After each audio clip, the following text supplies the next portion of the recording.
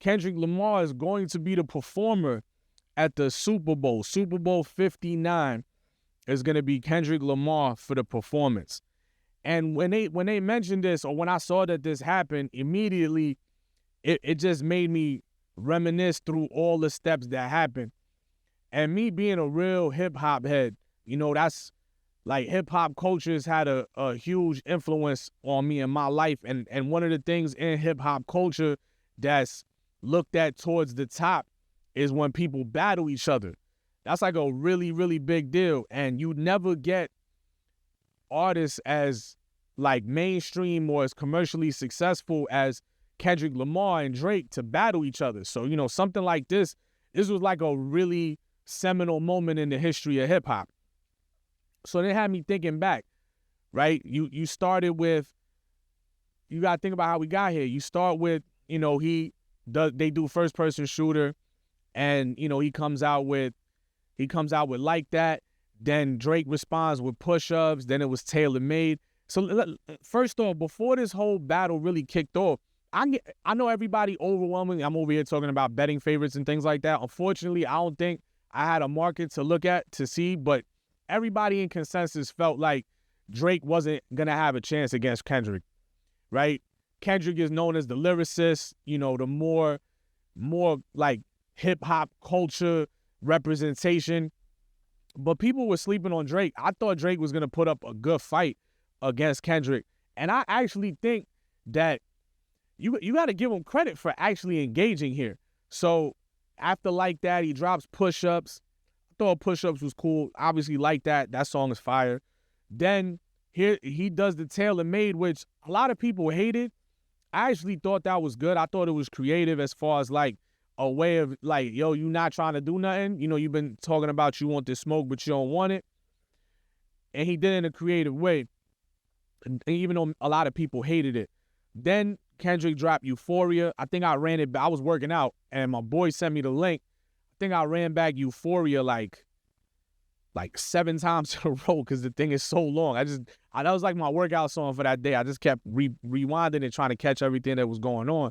And then another underappreciated song in this whole thing, 616. I thought he killed that. Then you got the Family Matters. Yo, Family Matters was tough. It's just Kendrick got him with Meet the Grams, and the next day dropped Not Like Us. Like, come on, it was over at that point. Even the biggest Drake guys will just concede that Kendrick got it. But what I think is crazy in this whole situation is that all of this got kicked off with a song where two of what everybody called the big three talked about how they're as big as the Super Bowl. Without Kendrick on the song, the reports are he chose to not be on the song. And then full circle coming back around after he got J. Cole to back out for whatever reason he backed out. He dissed both of them, got J. Cole to back out for whatever reason he backed out after trying to diss him, then apologize. And then, went toe-to-toe with Drake. And, I think it's pretty consensus. Everybody feels like Kendrick won that engagement. And now he's doing the Super Bowl. I just think that's crazy. I remember having a conversation with my boy. Me and him would go back and forth talking about all the little nuances of them going back and forth because, at the end of the day, we hip-hop heads. So, we were looking at all the nuances of how they were going back and forth. And it's crazy that he got J. Cole to literally, bow out, quit. He took Drake out over multiple songs and defeated him. I thought it put Kendrick in that GOAT conversation because I feel like the only thing that was really missing from his resume is he just needs to have some more music. Drake drops music every year. And I remember mentioning to him, I said that people are going to put him in that conversation more now because this is a really big deal to take out the top 2 competitors that people viewed were his competitors over that time period and to do it the way that he did it. And then literally, I think there was like a Complex article that brought it up and he sent me the link. And I remember me and him talking about it. I think what he does next is he's going to probably drop like a more commercially viable album. I had mentioned this 10 months ago too. I think he's going to drop a commercially viable album, something to set up a rollout to before the Super Bowl. And I think the question everybody has is he going to do the song at halftime? But I thought it was a really great show. Obviously I think Kendrick won. But the thing I want to take away is that, like from the strategy point of view, that's a lot of the reason that he got him, right? He had better music for the most part, but Drake really actually put up a decent fight. It's just the strategy of how he released 616 and said, your team is compromised, right? They working for me. Then you drop a song like Family Matters, which would have, out of all of these, I'm going to tell you the songs I like the most out this list in a second. But to drop a song like Family Matters and then step on it with Meet the Grams, because I woke up the next morning. I was sleeping when they dropped the songs. And I woke up the next morning, I listened to Family Matters, and I listened to Meet the Grams. And as soon as I started listening to Meet the Grams, I said, oh, nah, he got him. Because it was just really creative. He hit him with like a horror-style song, and he just like to write letters to everybody. Like, that was creative. So it was already, in my mind, it was over at that point, and then he did the Not Like Us, and he had everybody out here like really being like, it's over. But I think that strategy is what really did it in this situation, is because him dropping Meet the Grams 30 minutes after Family Matters, it kind of stepped on whatever momentum Family Matters would have. Like, imagine you go out for the weekend and you just knocking Family Matters, you in the club and all those different places, but now you had to listen to Meet the Grams, and then he dropped Not Like Us the next day, so it kind of never gave it an opportunity to do what it needed to do. I know a million people are going over this, but that's my quick breakdown of those. And the songs I like, these are the ones I still listen to.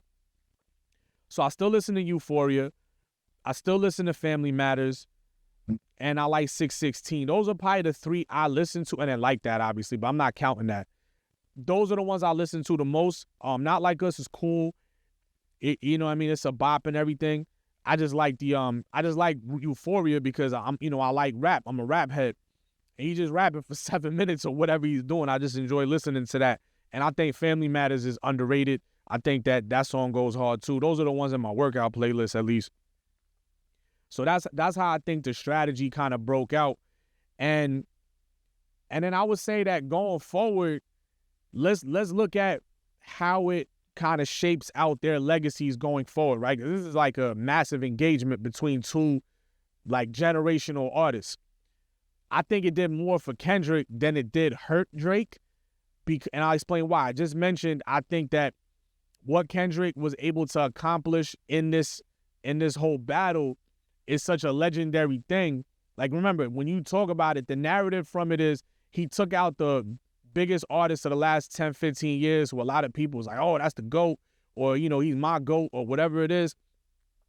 And then the other guy that people had in that conversation with them, he got him to quit, right? Like, that's the narrative. That's crazy when you think about to put on somebody's resume, on top of the fact that he's got like some of the most consequential albums of all time in the genre and in the culture. So the one thing that was missing from his resume of just not having enough material, in my opinion, again, this is my opinion, I just think that like if he had a few more records under the belt, like when someone like Drake or Jay-Z or whoever, they just got so much material that's out, right? If Kendrick had like 2 to 3 more records, it would I think that he would have already been in the conversation without this stuff that happened. But because in the culture of hip hop, we value people going head to head and battling. We hold it so highly. That's like adding 3 classics. Imagine adding 3 more Good Kid, Mad Cities to his resume. That's what he did with the way that he did this situation. And as far as Drake goes, I think all the people that are hating on Drake, they was hating on him already. Kendrick just gave him a reason to do it more. I don't really think that people who listen to Drake are not going to listen to Drake no more. Drake make party music. Drake make music for your girl. Drake make music for the gym. Drake got all kind of records. And Drake could rap. Like, people forget he can't rap or something. He could rap. He got classics too.